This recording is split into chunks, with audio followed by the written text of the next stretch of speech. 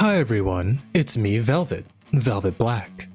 I'm happy you're all back, and I see some of you subscribed. Thank you so much for that. And I saw that 200 plus of you watched my video. That's awesome, thank you. And I hope I can win some more of you over. And I believe that's enough chit chat. Let's get into the movie. I'm sure we've all thought once or twice that it'd be amazing to be in a video game. Well, Stay Alive shows you why you should be careful what you ask for. Because when you die in the game, you die for real. Our movie opens up on a video game. It looks like a horror game because we see a spooky mansion. The character makes their way through the mansion and we see a figure down the hallway. And that same creepy figure jumps out at the player, scaring them. But he fails to get good and gets kicked out the window and hung from a chain, causing him to get a game over. We finally get to see the goober who's playing this game. Yeah, looks like a loser. Only losers wear glasses. He wouldn't have gotten a game over if he had gotten good and learned how to parry. But no, he just had to run. After that, he decides to give his friend a call and tells him to come over, because this game is the sickest shite since Fatal Frame. Is Fatal Frame scary? I've played a couple Fatal Frames and I was never afraid of it. Maybe because I'm older, but if I was younger, maybe I'd be afraid of it, but these guys are pretty grown. I don't see why Fatal Frame would be sick, but okay. He tries to get his friend Hutch to come over. Like he really wants him to come over. Hutch says no, that he'll see him on the weekend. Getting a little freaked out from the game, he decides to go upstairs to bug his roommate. But oh no, he walks in on the roommate going at it with his lady friend. What is the pig mask? I get being a furry, but at least be something hot like a wolf or a fox who wants to be a pig. Before leaving, he stays a little longer just to tell them that he found their characters in the game and they got it good. I mean, I don't know, man. If you want to watch, just ask. You don't have to tell them some random crap about a game they were playing. Well, Loomis hits the sack, but he's awakened by a spooky nightmare of the game, of his death in the game. Well, since he's awake now, he decides to head downstairs to get a quick glass of milk. But he sees a figure like the one in the game. This is exactly what happened to his character in the game. Oh my god. He makes a beeline to his friend's room. He bursts through the door into his friend's room and finds a giant gory mess of blood and sin and sinew and tissue all over the room. Terrified of what he sees, he stumbles back out of the room and the figure closes in on him, throwing a chain around his neck, and he's thrown off the banister and dies hanging from the chandelier, just like his character from the game. Dun dun dun. And that's our opening kills, I guess multiple characters. Could Loomis make it out alive from this part? I mean, maybe. His friends are screwed though. They did their thing, then they went to sleep, and then the figure found them and then mutilated their corpses. You know, all of that. So yeah, they were screwed no matter what. But Loomis, if Loomis had run through the front door, I think he would have bought himself some time. I don't know if it's like Final Destination, where no matter what you do, it'll keep coming after you, but he could have bought himself some time by getting out of the house. You can't really have gotten hanged by anything outside. Well, maybe a tree. But if you're not next to a tree, I think you're fine. And maybe call the police because you saw a figure in your house, so I would assume it's a break-in. But then you have your roommate. Your friends are upstairs, and you think there's an intruder? You would want to help them, you'd want to alert them. So I can see why he'd rush up and go there, but you know, maybe go get more people for help? He could have survived the situation if he just did what I said and run out the front door. And holy hell, look at this place. He must make good money.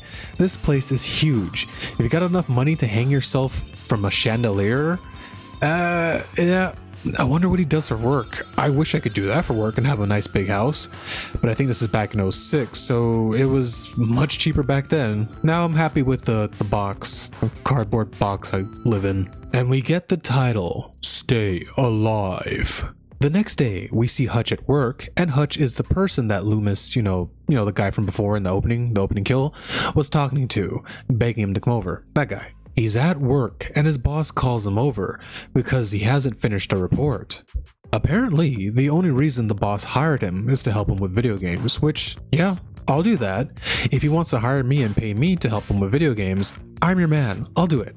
Me, the guy right here. They're talking about Silent Hill 4.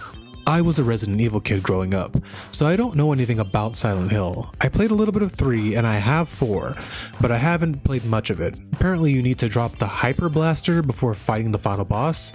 I don't know. If anybody in the comments can explain that to me, I'd be grateful. While they're talking about how to beat Silent Hill 4, Hutch receives a phone call. It's letting him know that his friend Loomis from the beginning is dead. At Loomis's funeral, we see a blonde girl taking pictures of Hutch. She says she took pictures of him because he's the saddest there, and he's not crying. Which really, I think the parents and the family would be the saddest, but okay. The blonde-haired girl is named Abigail, and she's there because she's friends with the girl from the beginning kill. Hutch and Abigail are interrupted by Loomis's little sister, and she hands them a bag of all his video games, saying that her parents won't let her keep them because they're too violent. Which is a load of BS, because I'm living proof. Hell, me and my siblings are proof. We grew up playing violent video games, GTA 3, San Andreas, and we've never once broken the law. If someone's gonna break the law, they're gonna break the law and commit the crime. I'm just saying it's a stupid argument, and it feels like it's coming back into swing in 2025 with all that nonsense and now, except it's about adult video games, not adult as in violence, adult as in the other part of adult, which is really annoying. Can they just leave us alone? Go after movies, go after TV. After the funeral, Hutch and Abigail go to October's Internet Cafe. That's the name of the woman that owns the cafe, who happens to be a goth chick. And like I said, it was a beautiful time. There's a goth chick and everything. And I'm not sure if her and Hutch are dating because they're really close, but I don't think they ever really tell you. I'm not sure. Again, I miss this beautiful, beautiful period in time in history where every movie and show had to have a hot goth chick. I miss it so goddamn much. No, sorry. Back to the movie. Another character walks into the cafe. It's October's brother, Finn or Phineas. And he is very annoying. One of those characters where you wonder why anybody would hang out with them. In this case, it's because he's October's brother, so they kinda can get away with it. He digs through the bag that Hutch has received at the funeral and finds the game, Stay Alive, the game that Loomis was playing before he died. And no one's heard of it before because it hasn't been released yet. Finn is like, we have to play this. And Hutch tells him, no, man, that's weird. This is the game he was playing before he died. The next scene shows Hutch at his apartment washing some dishes, but he hears a weird noise. He hears it coming from outside his door. He looks into the peephole and sees nothing. But then, oh my god, we get our first jump scare. Jesus Christ. Can you come out and play? It's Malcolm in the Middle. Frankie Muniz, that's his name. And his name in this is Swank? Yeah, I'm not saying that. It's Malcolm in the Middle. I'm going to call him Malcolm for this whole movie because that's what I know him as. And if you got a problem with that, you're not the boss of me. You're not so big. And you know what? Life is unfair. Maybe you should repeat your question. Everybody's there now. Hot goth chick, the McBoyle from Sunny in Philadelphia, Malcolm in the Middle, blonde lady, and Hutch. They're all at his apartment, and now they're getting ready to play Stay Alive on a bunch of different monitors. After watching this a couple times, I finally noticed that there are multiple monitors, which, okay, at first I was like, how the hell are you guys playing this on one monitor? When you see the game, they're playing it on PC, so maybe they have a strong enough PC to handle multiple things happening at once, so they're not on a PS2 yet. This makes sense. But also, this game hasn't been released yet, so I don't know how there could be servers up. But Hutch's boss is playing from The Office and he's online? Okay. They boot up the game and we get the title screen, Stay Alive. But the game won't let them start. He's hitting all the buttons and it just won't work.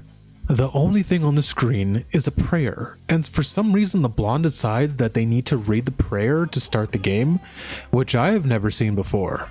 Here's the part of the video I'm going to do for every horror movie. Would you end up in this situation? And would you go into the creepy cabin in the woods? Would you go to the abandoned lake? And in this case, I think I wouldn't because, well, while I do love video games, she wouldn't get me because after hitting all the buttons, I would go, oh, obviously this is busted. I need to do something else to get it to work, and then I would come back to it later.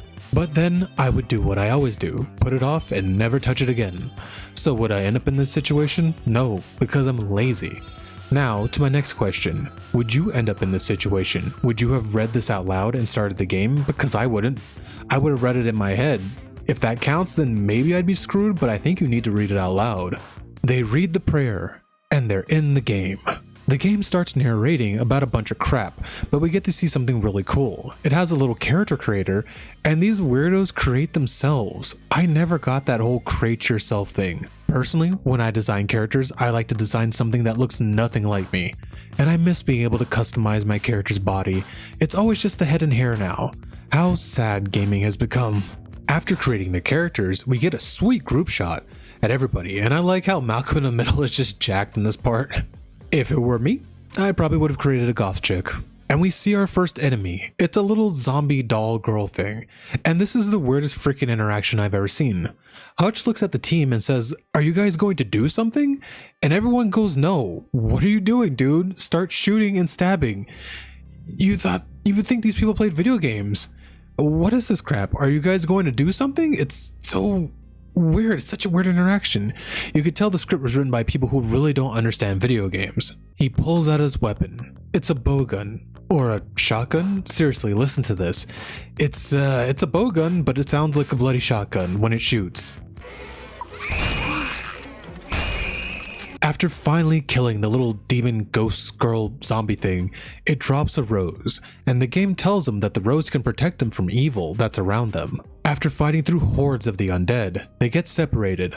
The boss ends up in one spot, and the rest of the team ends up in another area. And the blonde notices something. Oh, what's that? What's that? What's a nice eye? What the hell do you mean, nice eye? That was a giant glowing wardrobe.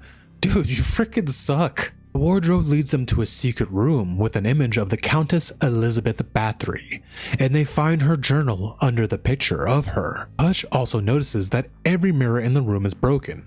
Remember that for later. We cut back to the boss, and he's down in the basement, and he stumbles on to the torture room. Before going in, the boss drops a rose, his final rose.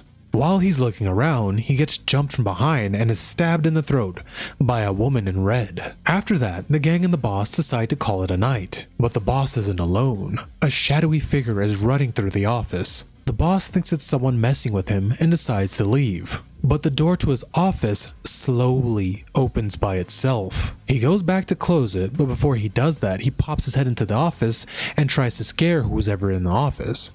But there's no one in there. Okay. In this situation, I would just leave. I would even go back to fix the door, because you already think someone's in there with you and they're messing with you in the office and you're already on edge from playing a spooky game. What if it's even, you don't even think it's a ghost. It's not a ghost. You don't think it's a ghost yet. You don't think it's a ghost chasing you. But what if the person in the office that saw you run by your door is there to hurt you or rob the place or something like that? Leave while you can. Get out of there and come back in the day. But he doesn't, and after locking the door, he opens it again and hears a vibrating sound coming from the office. And here, like an idiot, he goes to investigate. What's the vibrating sound though? The boss doesn't know that going back into the office has sealed his fate. He does not know that he's not leaving the building tonight. And personally for me, this would make me want to leave even more, because I always turn off the vibration in every game I start. So that's weird, and I'm already on edge. Nah, I'll come back when there's daylight and tons of people around me, and I'll deal with everything later. He finds out what's making the vibrating noise, and it's his control on the floor. But as he gets up, we see the figure, and it lunges at him, killing him with some old school scissors, just like the one he got stabbed with in the game. And that's another one down. The next day, Hutch shows up to the office, but something's different. There are tons of police officers everywhere because it's a crime scene. He lets the officers know that he was with them just a couple hours ago, leading the officers to believe that he was physically there with them. But he tells them no, he was playing a game with them and that he was playing it online, and he was with a group of people, so it couldn't be him. But the officers still suspect him. After leaving the office, Hutch and the gang find his body in the game, and they notice that he was killed the same way he was in real life. After seeing that, Finn still wants to play the game, but everyone, rightfully so, doesn't want to play, so he pisses everyone off in the room, causing everyone to leave, and he decides to play solo. While Finn is playing the game, Hutch and the gang finally figure out that it's the game killing everyone, because what are the odds that everyone around them is dying as soon as they're done playing this game? They make it back to Finn, but it looks like they're too late now. Let's try to figure out how he could survive this situation. Oh, wait, false alarm, he's just puffing some trees. I'm pulling this bitch, what's it look like, man? Finn has also come to the same conclusion, but he says they're crazy. There's no way a game is killing people. And before he leaves, he tells Malcolm in the Middle that the ghost doesn't like mirrors and breaks them, but it doesn't look like she can break polished silver. Hutch goes off to research online about the deaths of everyone surrounding the game, and he brings it to the gang, telling them, hey, this is real. People really did die from the video game. And October knows the story of Elizabeth Bathory, the Blood Countess. The game is about her life, the tower, the graveyard, the torture chamber, and how she hated to look at herself in mirrors because she was growing older.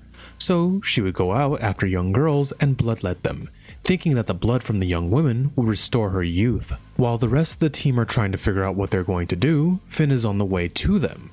But it's like he shifts over to a different world. The color starts to fade and there's an ominous fog. Unable to see very far in front of him, he almost hits what looks like a little girl. He gets out of his car to check if he did hit her, which I wouldn't. You would know if you hit someone, you'd feel the thump. He eventually calls his friends to let them know what happened. Phineas lets him know that his whip is stranded on the side of the road, which I have not heard the term whip to describe a car in a very long time. He starts to freak out thinking that he's next. And he probably is next, but Malcolm in the Middle tells him, hey, you haven't died in the game yet, which is true. He paused right before the carriage was coming after his character. Unfortunately for Phineas, we hear the neigh of a horse and the crack of a whip. Finn is trampled to death under the wheels and the feet of the horse and the carriage. The group make it there to find his lifeless corpse strewn across the street, showing that even if they hadn't died in the game yet, the ghost can cheat and just kill them when they're not playing. Now, how could he have gotten out of this situation? Personally, I wouldn't have gotten out of my car. I would have tried to at least start the thing. I assume he probably did try to start it off screen, but come on man, at least try to tinker with it some more to get it going, or I would at least wait in my car for my friends, you know? I'm pretty sure he'd have a higher chance of living if he stayed in the metal car versus, walking down the street. And let's say he couldn't make it back to the car in time or something like that. He could at least try to get off the road while making his call. Even if there wasn't a ghost chasing me, I'm not going to be in the middle of the road talking on the phone, not paying attention to my surroundings because a car might hit me. So yeah, get off the road. I think a ghost carriage would probably do just fine on the dirt, but it's better than nothing. You might be able to survive it if you stay in the car. When he tells his friends where he's located, he actually gives them landmarks, and one of them sounds like a building, a store, something you can go into. Why not go there and wait for your friends? They call the cops, and while the cops are questioning Hutch because he's yet again at another murder scene, they really do think it's him. One of the two douchebag cops starts playing the game, and honestly, I'd let him. The dude's a jerk. Whatever happens, happens. The cop playing the game is not good at games, and he gets killed by a saw trap.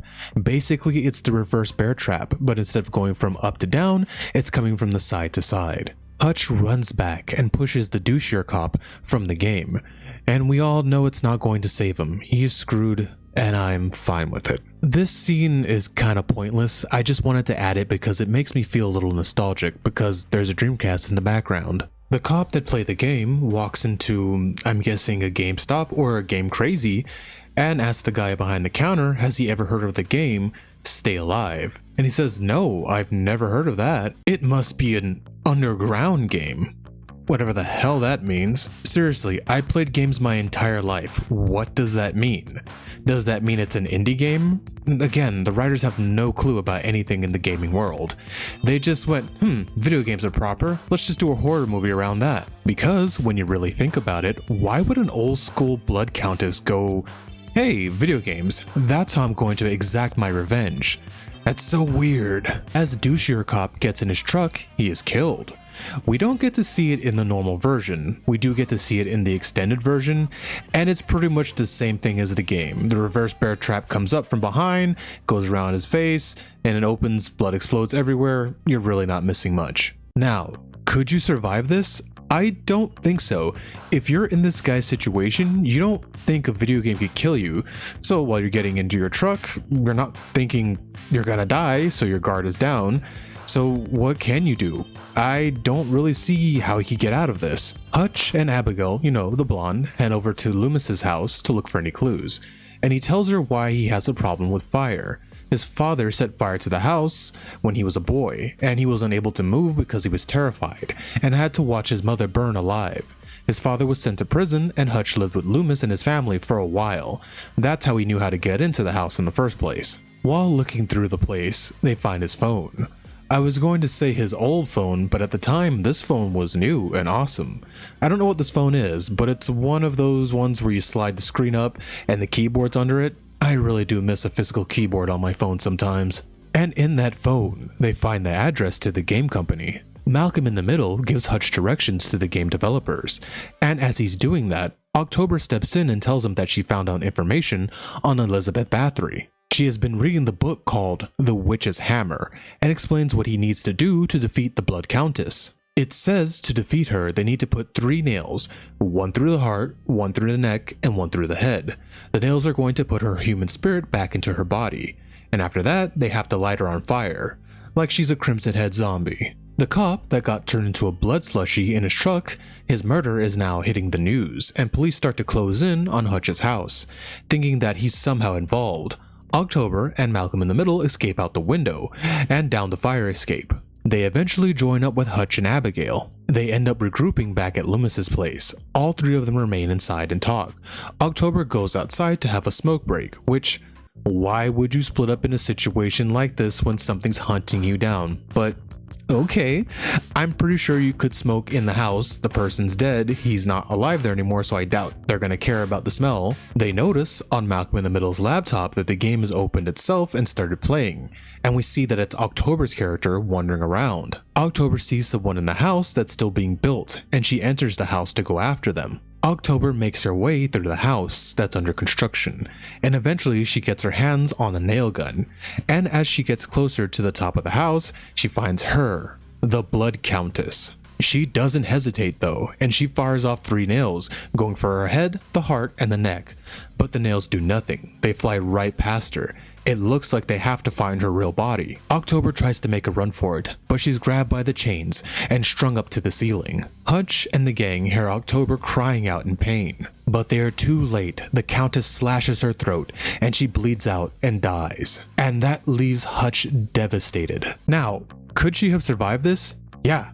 This one's a very easy one to survive. Don't go into the house that's under construction. Even if a ghost isn't chasing you, you don't do that. It's still being built. It's not safe. She knows that people are dying around her, and even if she wants to go in and, take out Elizabeth Bathory herself, she shouldn't. She should go and get the rest of the team. You got a higher chance of surviving if you have a group with you. And why have none of them figured out that they should play by the game's rules? Get roses. I would buy so many roses. I would steal roses from people's yards and make a suit of roses, a rose gun, a rose whip. If you go in armed with roses, so if you meet her, you can at least survive. But I think the best thing to do here would be to, not go in that building. They want to end this, so they make their way to the mansion from the game, where her body is located. Malcolm in the Middle makes a good point as he opens up his laptop to play the game. No matter what, the game's going to keep playing, and she can cheat, and even if you pause the game, you can still get killed, and she can still get you. So he says he'd rather play and have a fighting chance instead of just leaving the character there to die. Hutch and Abigail go to enter the house, while Malcolm in the Middle stays back with the car to play the game. It looks like the house is a one-to-one replica of the one in the game, because Malcolm in the Middle is able to give Hutch directions to their house, and Abigail for some reason separates from Hutch. "What are you doing? People are dying, don't separate, you idiot." And she finds the same wardrobe that she found in the game, though without the glowing light. Hutch continues making his way to Elizabeth Bathory's body, but he has to go through the graveyard, the same one that's in the game, the one that was crawling with enemies. Abigail opens up the wardrobe and it leads to the secret room, just like the one in the game did. Hutch is getting closer to Elizabeth's body, but he gets to a door that needs a crowbar to be open, and we find out that if you leave something from the game on the floor in the game, it'll appear in the real world, which is really trippy, and if they weren't fighting a ghost, that'd be fun to experiment with. Hutch has almost made it to Abigail, but he can't get past the door, and then Malcolm in the Middle just opens the door with a key in the game, and that works. But Hutch isn't fast enough, and we get to see what Abigail's been fighting. It's two little ghost girls and Elizabeth herself, with scissors getting ready to slit her throat. But just as she's about to kill Abigail, Malcolm in the Middle bursts into the room in-game and chucks a bunch of roses at them, causing them to disappear and saving her. With Abigail safe, this causes them to drop their guard a little bit and gives Elizabeth her chance to close the doors to the van, locking Malcolm in the Middle out, cutting them off from the game and cutting them off from their guy in the van. But with some quick thinking, he's able to break the window to the van and get back in. Elizabeth starts cheating and comes after him in the real world, causing him to ditch the van and run into the forest. And she is pissed because she starts chasing him down in her carriage. I guess that's what would have happened to Phineas if he went into the woods or off-road. She probably could have chased him down, so the best bet would have been to stay in the car or go to the other location, the store. Malcolm in the Middle trips and falls into a bush, but it's not just any bush, it's a rose bush. Elizabeth is able to catch up with him, and when she exits her carriage, she draws her patented blades. Before we can see what happens to Malcolm in the Middle, we cut back to Hutch and Abigail. It looks like they're too late, and he got a game over. And in the game, he's dead. In the bushes.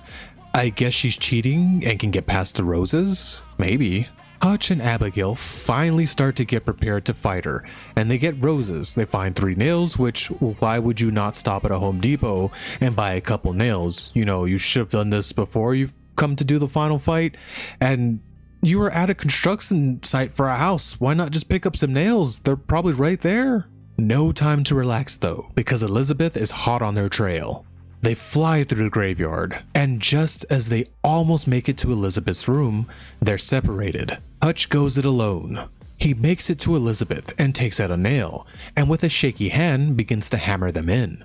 Is it me, or not gonna lie, Elizabeth's kind of cute, right?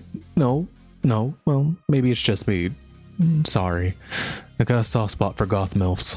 While Hutch is working on Elizabeth, she goes after Abigail, cuts the lights, and strings her up by the chains, just like she did poor October. Hutch continues to hammer down the nails. Elizabeth continues her assault on Abigail, and starts to reanimate in Elizabeth's body. Before Elizabeth could deliver the killing blow to Abigail, she teleports away because Hutch slammed a nail through her skull, causing her to retreat back into her real body. Hutch, thinking that he's finished, gets ready to leave, but he doesn't notice that Elizabeth's dead body is rising behind him. Luckily, he notices her in the Alienware laptop and is able to turn around and use it on her as a mirror because of how reflective it is.